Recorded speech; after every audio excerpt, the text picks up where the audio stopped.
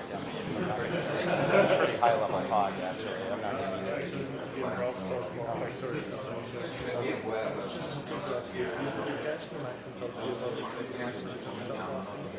Yes. Yeah. It was great. It was very cool. I thought it was really cool. Yeah. We talked. Yeah. Okay. No, I thought it was really good. I actually got some good ideas out of it as well. So I thought it was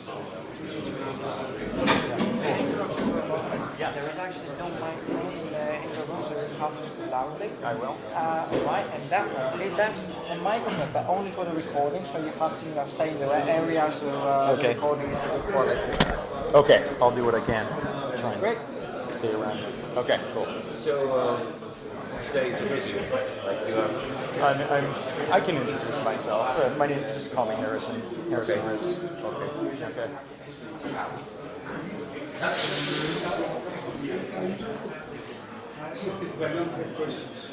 Okay, good.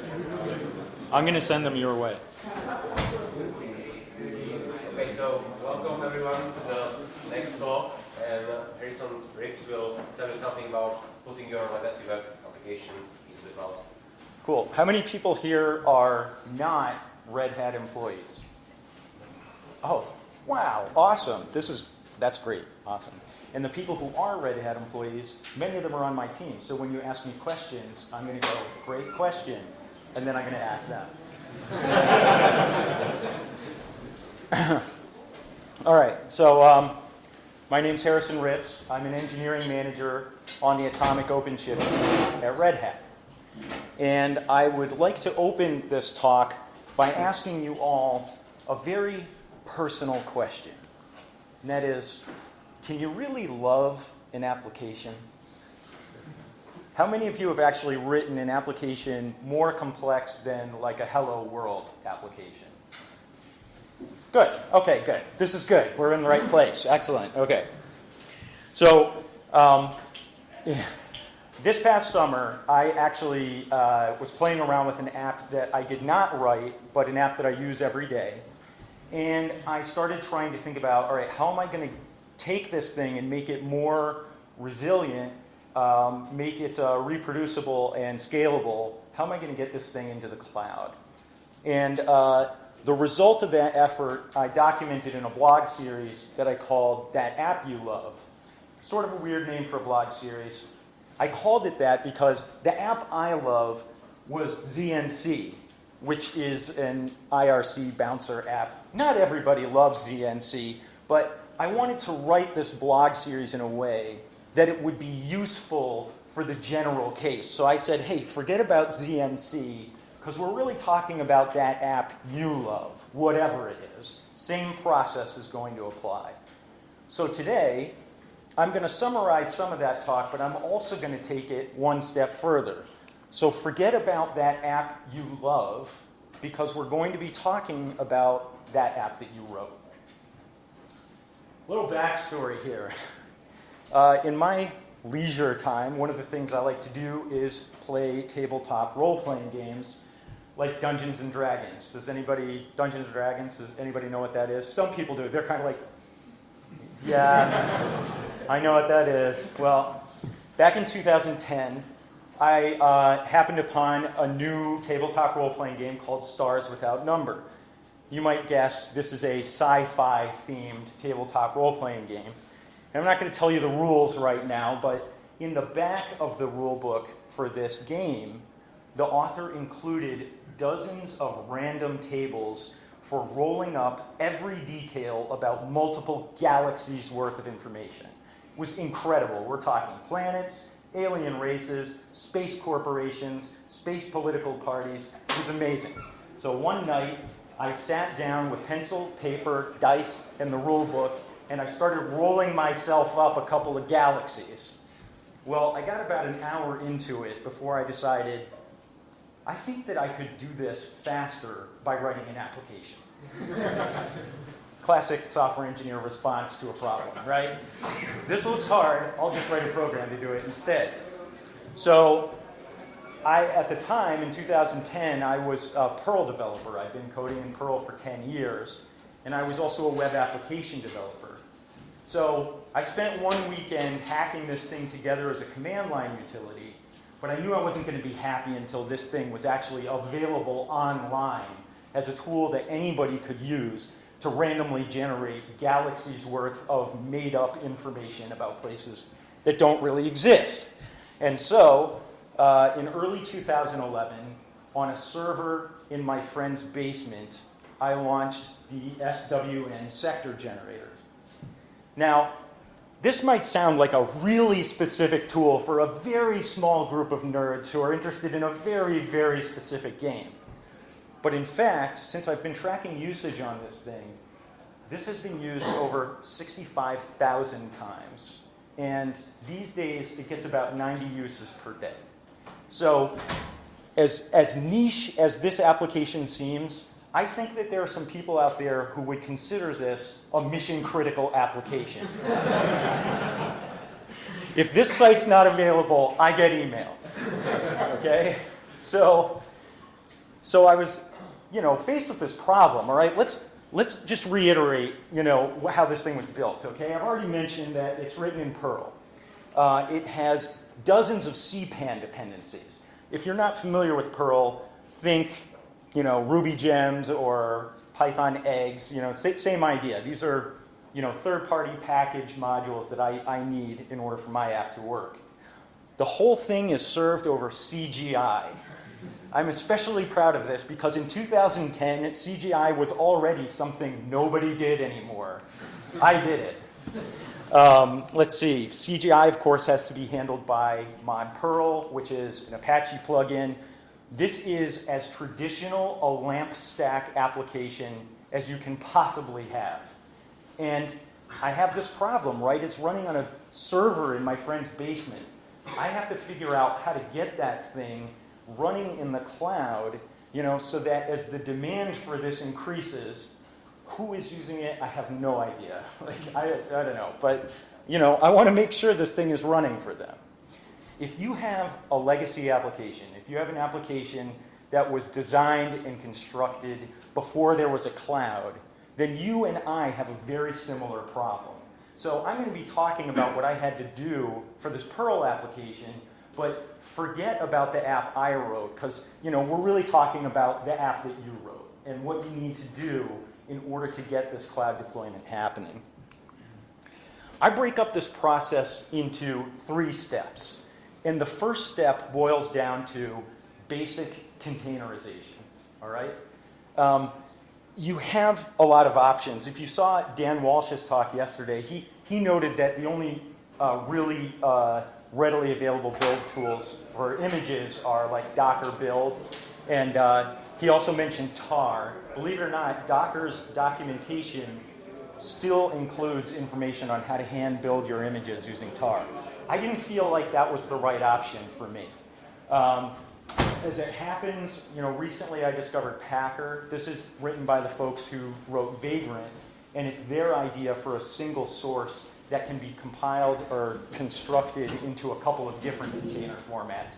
Containers themselves, VMs, the Vagrant box files, that sort of thing. Finally, you've got what the OpenShift team has been working on, which is called source to image.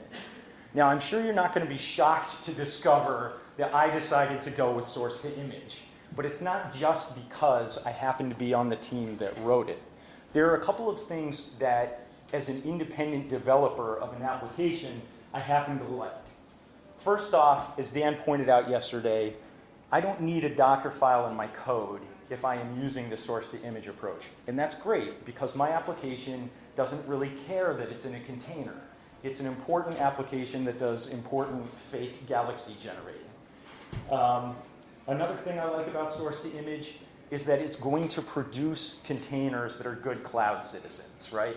Simplest example, the things running inside that container are not going to run as root.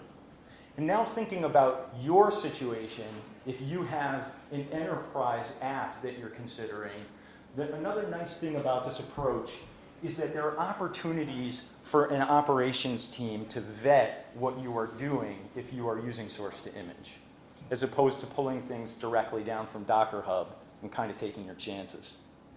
All right, so that's the why for me choosing source to image. Now, here's the how, okay? This was a great experience for me. It was over the summer, I sat down with the OpenShift documentation, and I'm reading up on source to image. And I discover that Red Hat actually provides a stock Perl builder image. So I'm thinking, this is good. This is going to work out really well. I use source to image. I indicate the builder image that I want to use. In this case, that's stock Perl builder image. I point it at my source code. I tell it what Docker image tag I want to have when I'm done, and I run it. And I'm feeling good, right? What could possibly go wrong? This is going to be great. Okay, unfortunately, there were problems. And I'm going to mention them in the context of the app that I wrote, but this is the kind of thing that you may run into as well, okay? And it really boiled down to those CPAN modules. Two things. First off, some of my CPAN modules want to be compiled before they can actually be used. And some of the development libraries that I needed in order to do that compiling were not available in the stock Perl builder image. That was one problem. The other was the sheer number of dependencies that my application really has. Because you think in terms of, oh, well, my application needs these 5 modules, but each of those modules might need 5 modules, and the tree begins to expand below you. I ran into huge issues where I have incompatibilities between different modules, and I realized that what I'd really like to do is take advantage of some of our pre-built Perl modules available from the software collections. That saves me the trouble of having to do some of this compilation work, and it allows me to avoid some of those issues. So in short, I came to the conclusion that I was going to need to build my own builder image. Now, it sounds like a complicated, bad situation. It wasn't quite as confusing as all of this. And we actually have some documentation if you want to build your builder image from scratch.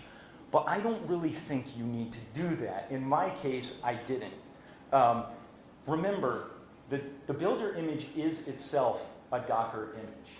And you can extend Docker images by adding more layers to them. So rather than trying to start from scratch, I took our stock builder image and I used it as the basis for a new custom image. And I honestly think that for most people looking at legacy applications, you're going to need to make a similar decision.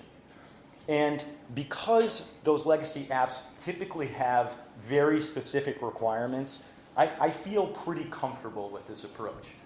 The particular thing that I needed to do was I needed to take that stock image, throw in some additional RPMs. There are some other things that I wanted to do in that image that I needed to do as root. And we've already talked about the idea that you don't want to run as root in a cluster context. So that was something I wanted to do, and I knew that I'd be able to use that resulting builder image as a custom image that was going to work for my particular application.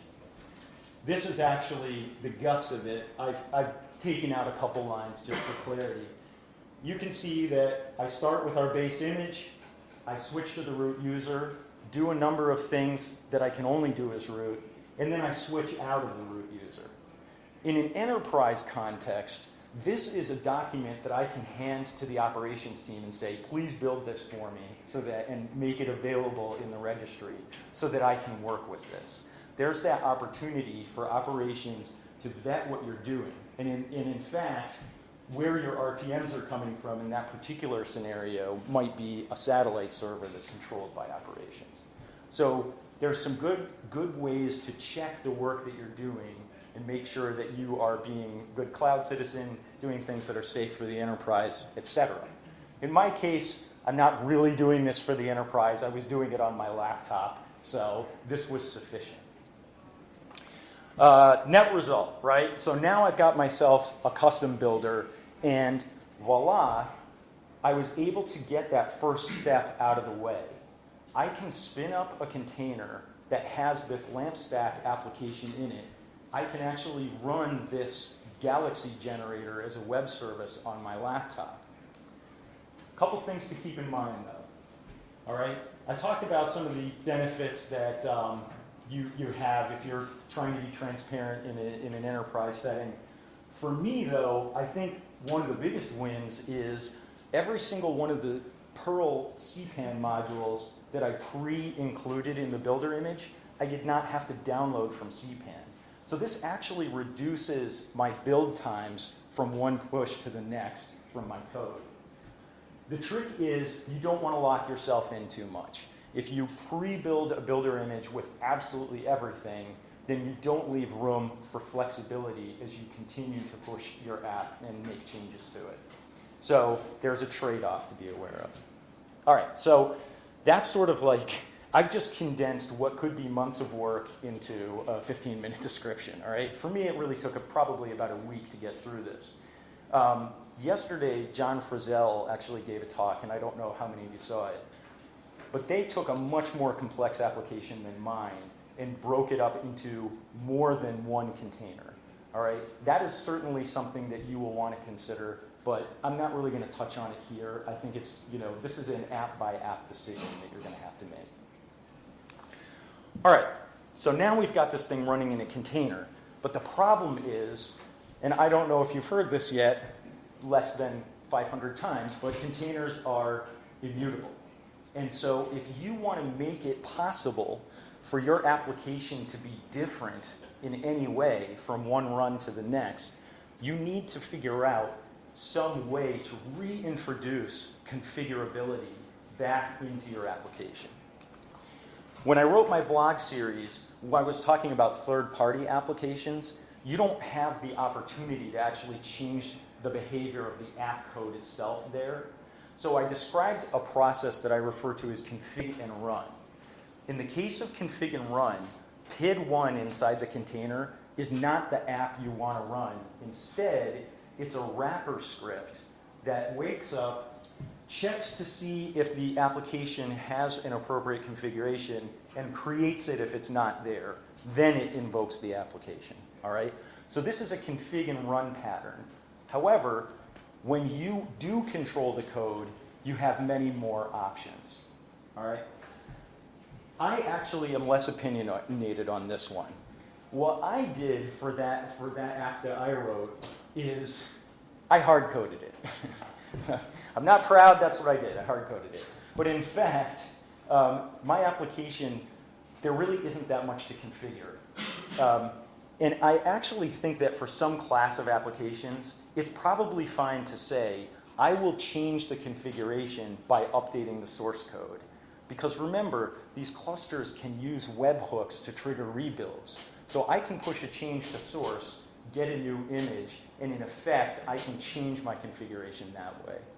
But I think that more common case will be kind of a flip on that situation I described before. Instead of config and run, we'll call this run and config. When you control the code, you can make your app sort of self-aware. It starts up, it's PID1 inside the container, it looks for its own configuration and can generate a configuration if it's not there. In this case, and in that config and run case, the magic sauce is environment variables, all right? You know that you can present environment variables inside the container, and your startup behavior can test for these environment variables and cause the application to configure itself based on what's in there.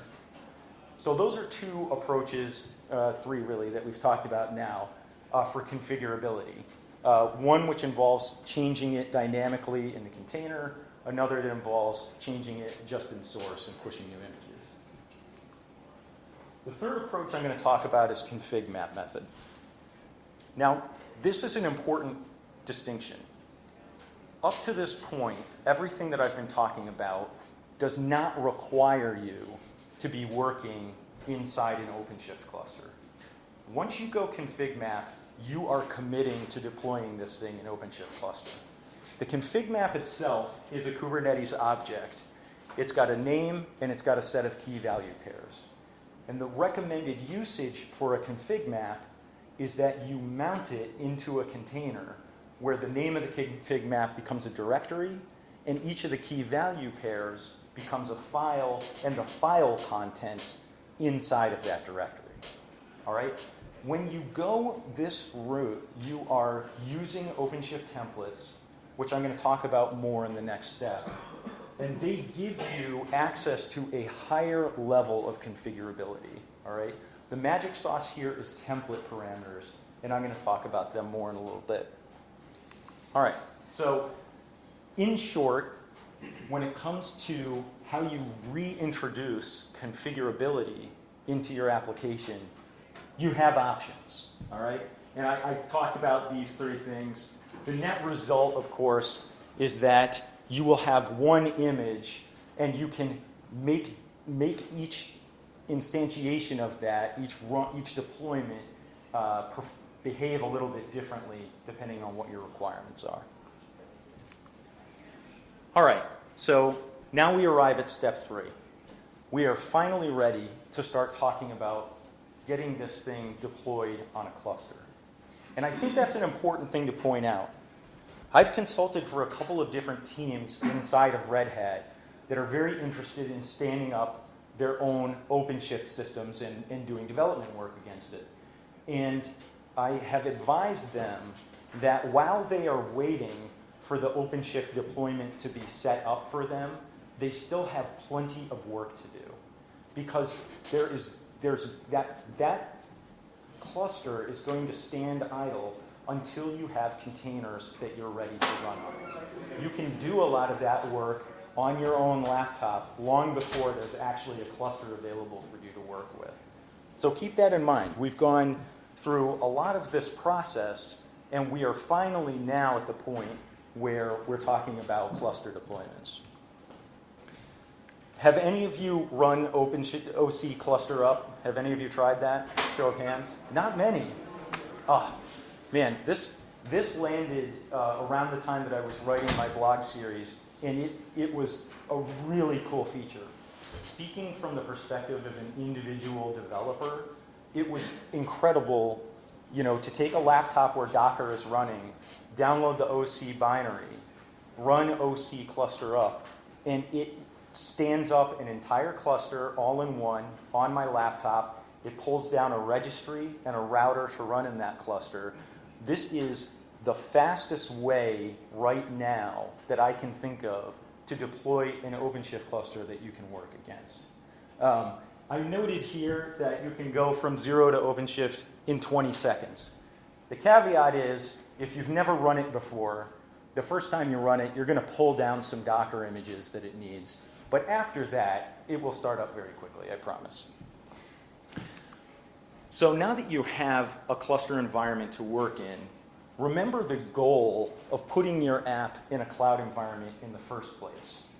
You want repeatability, you want resiliency, you want to eventually reintroduce state into this thing, and this process, this part of the process, is where you're going to be working on those things. The easiest way to get started is with the command OC new app. The syntax here probably might seem familiar based on what we were talking about with source to image. Very similar idea, right? I'm indicating the builder image I want to use. I'm indicating the source repo that I want to use. And when I run this command, OpenShift is going to go off, and behind the scenes, it's going to set itself up to perform that same source to image build. It's also going to create a number of other objects that are relevant to managing this application in the cloud. So for me, this was like a point of triumph, is when I was able to run OC new app, watch my app get rebuilt with fresh pulls from CPAN, downloading all these required modules, and then running in the cloud, this LAMP stack application. That was pretty cool. This is like, when you get to this point with that app you wrote, this is the point where you get to check your work and make sure it's behaving the way you expect it to in this cloud context.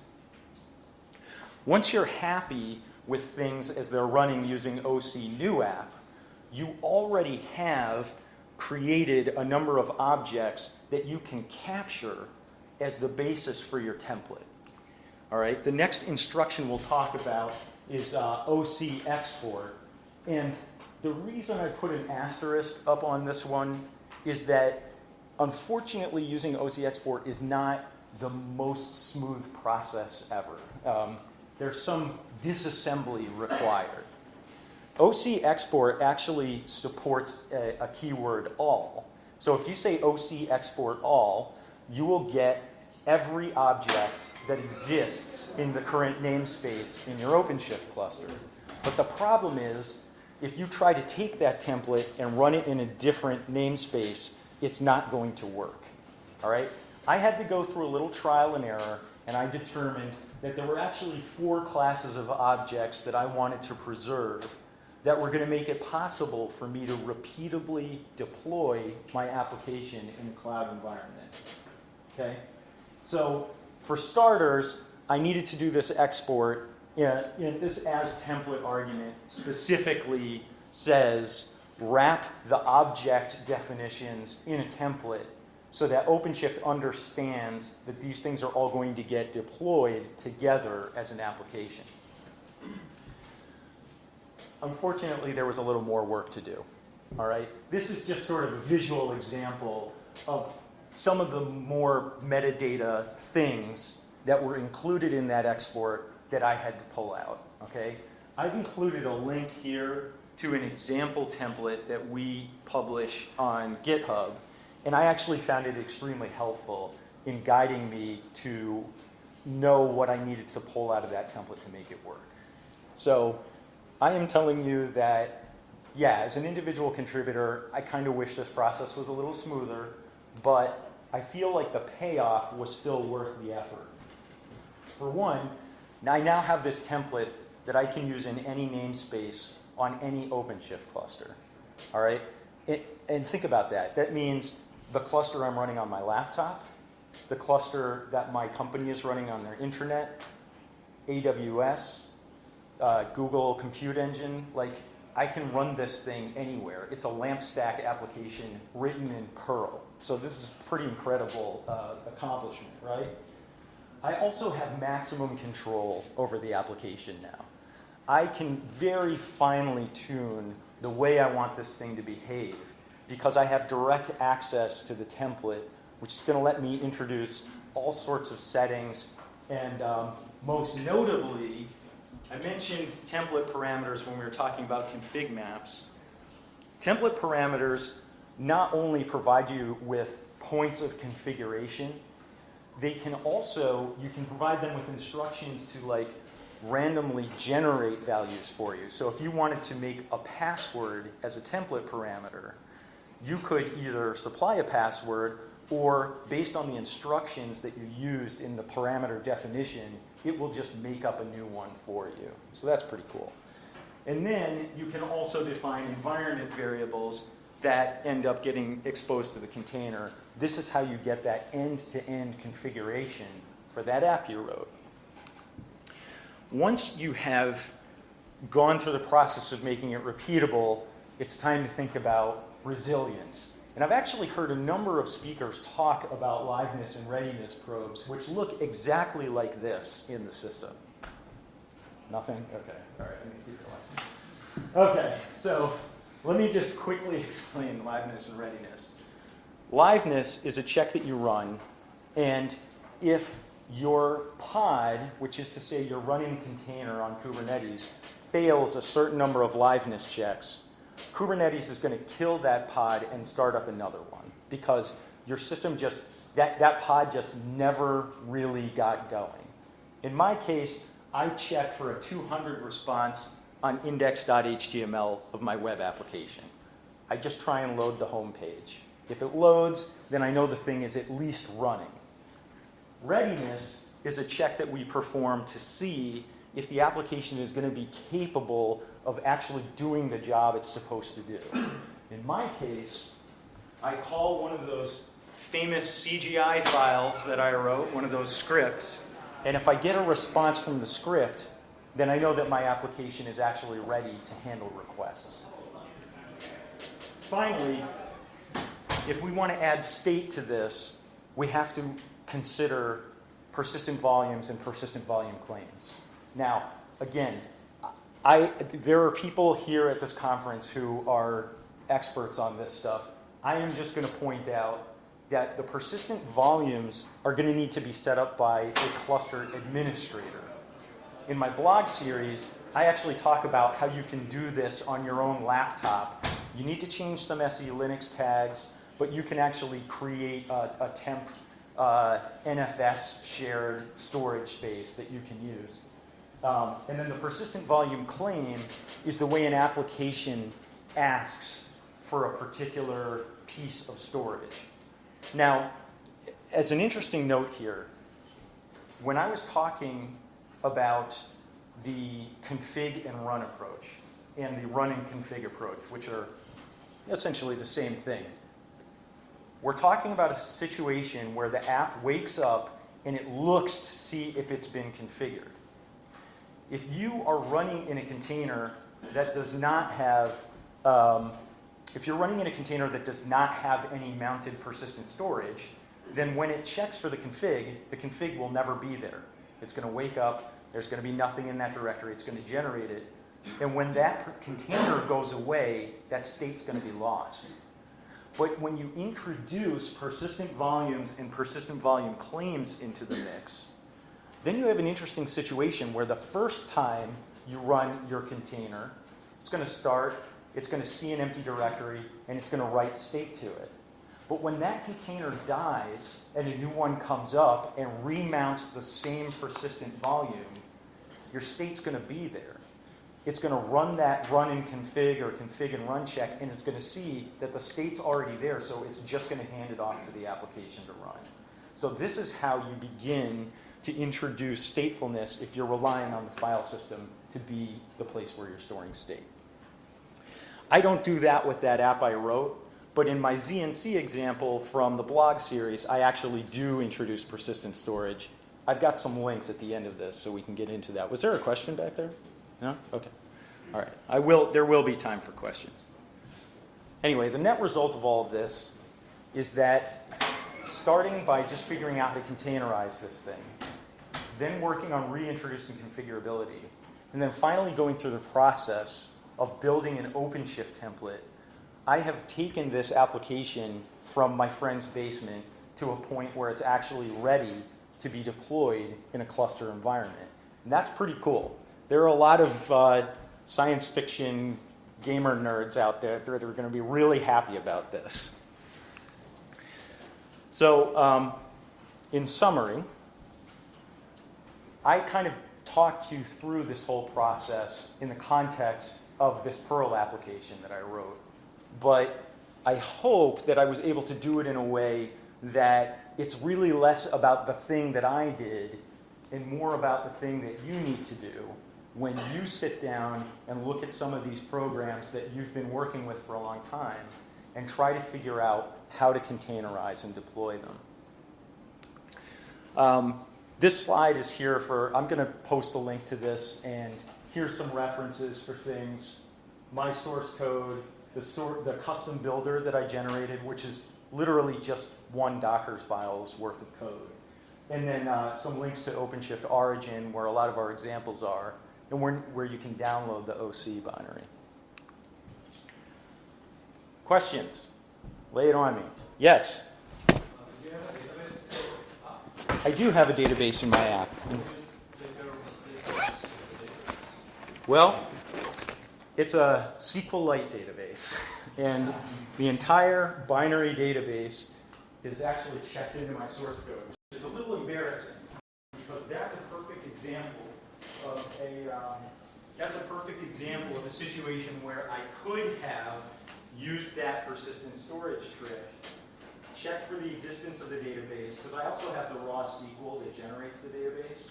So check for it. If it's not there, use the SQL to create the database. And then anytime a new iteration of my app came up, the database would already be there and could connect. Yeah, but proper database, probably corrupt your data. Well, yeah, you're right. And this is like things you can do with SQLite that you should never do with a real database.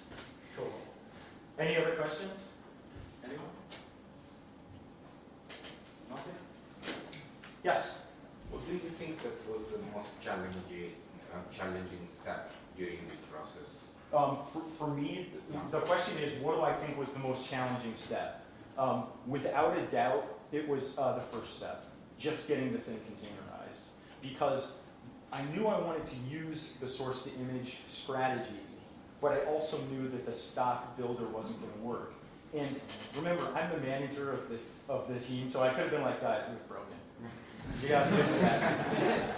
But in thinking about it, I kind of concluded that, this is a really specific application. Like, people are going to have different modules and things they require. So I kind of concluded that, yeah, most of the time, it's probably better to create a custom builder, given that it's not that difficult. Like, I didn't have to do it from scratch. I could have. It's documented. So for me, the process of going through and continuing to do the builds until they actually succeeded, figuring out what modules I needed to have in the builder, that was a long, iterative process. So I would say that was the trickiest part. Cool. Good question. Cool. Any other questions? Yes? So do you see any value in having your local OpenShift cluster running on your laptop for doing the development of this app? Or is it just figuring out how to run it into OpenShift cluster and then you're done locally and then you develop locally and then just deploy it on that Yeah, I mean, cloud engine? the beauty of OpenShift is how it adds build tool chains to the Kubernetes cluster, right? For me as an individual developer, like, yes, there's a point, sorry, the question was, how long am I going to be doing the development on a cluster on my laptop versus getting it runnable and then moving to a larger OpenShift environment to continue doing production. And yeah, like, I'm waiting for OpenShift Online to move to V3. And as soon as that happens, I'm going to be pushing a lot of this work up into the cluster. But really, like, just for that basic template setup, it's so fast when you're working against your own computer to build up the templates that, I could see a workflow where up through the point where I have a template, I'm going to go ahead and do the work locally, and then I'll move it to a cloud environment to figure out the build tool chains. So in the end, you don't have a Docker daemon running on your laptop, but an OpenShift cluster. I do have a Docker daemon running on my laptop. That's the thing about OC Cluster Up, is it actually pulls down a containerized version of OpenShift and runs it on Docker on my laptop. But it presents as an entire OpenShift cluster. So yes, I do need to run Docker locally. But this is, I think, recently been tested to work on Windows and Mac OS with those Docker installations as well. So you don't just need a Linux machine to accomplish it. Cool, great question. Yes? If you cannot use that source to image way, how to build the image, what will be the preferable way how to build the image? Yeah. I mean, do you prefer to use Packer or, I don't know, to use Docker files, or what will be your way? Okay, good question. So the question was, if source to image is not available to me, then what other tool would I want to use? And honestly, I think I would just use Docker build. I mean, that's just a personal preference thing. In fact, in earlier iteration of this work, I did have a Docker file in my source code. But yeah, I would probably do that. The thing that I mentioned Packer, and it's interesting because it's a way of taking a single source and producing an image format, but also a VM format. So it's interesting, but I haven't dug too far into it, but I feel like there's probably a little more overhead than the source to image approach. Good question. Any other questions? Free coffee. You guys are missing out. All right. Oh yeah, up Bruno. All right.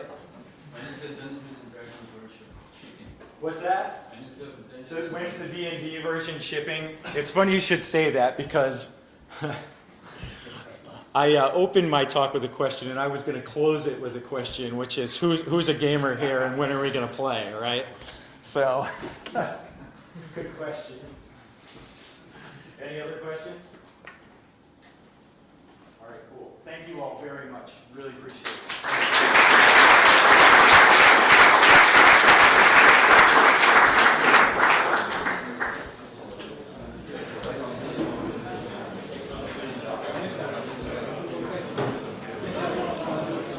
that okay?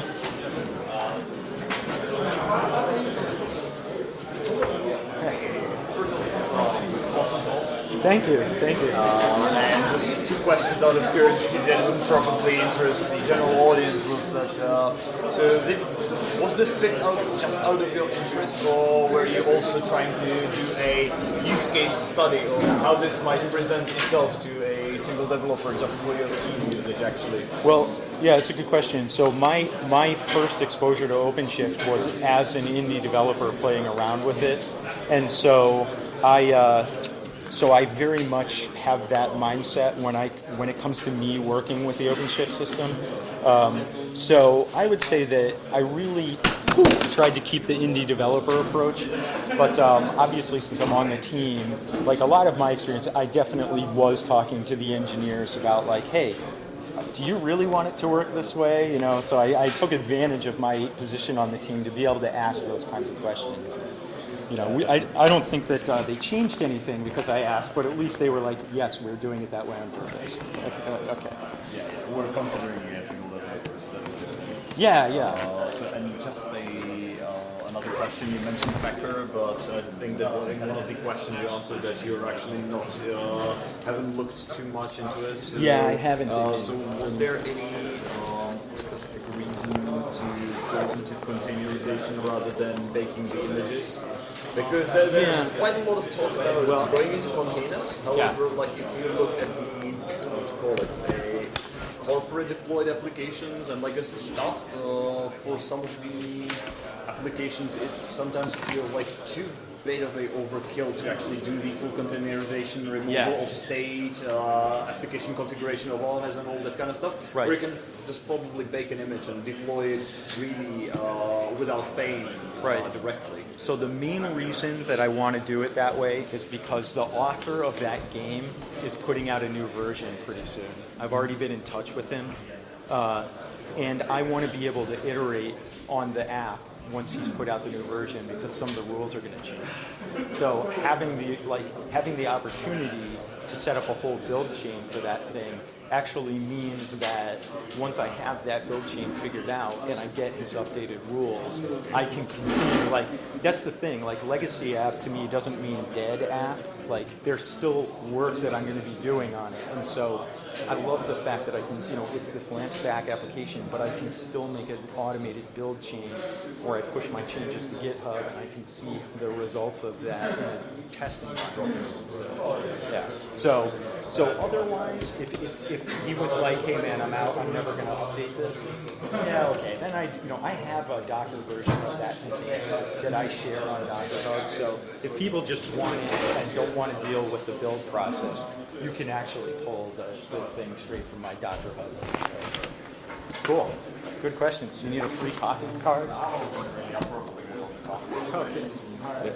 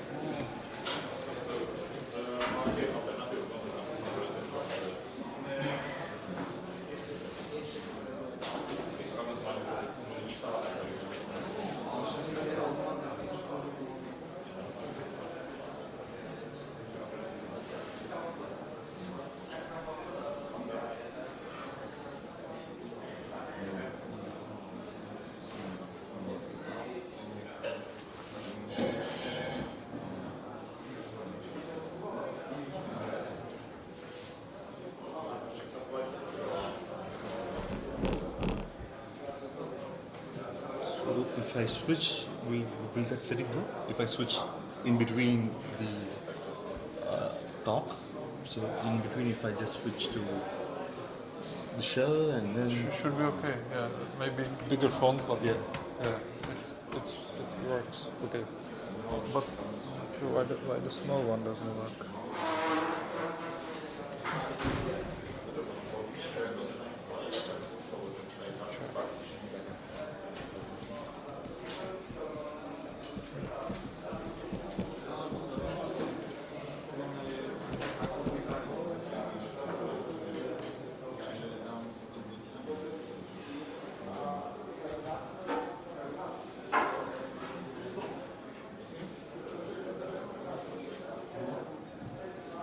Not sure why this one doesn't work.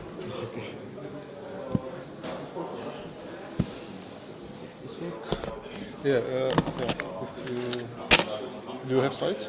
Yeah. So if you want to like remotely. Oh.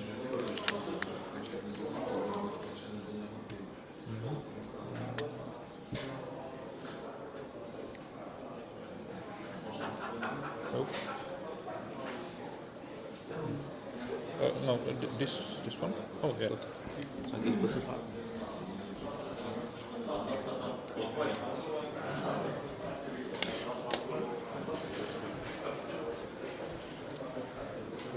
You have what? That's yours, right? Yeah. You bring that one. Yeah. Okay.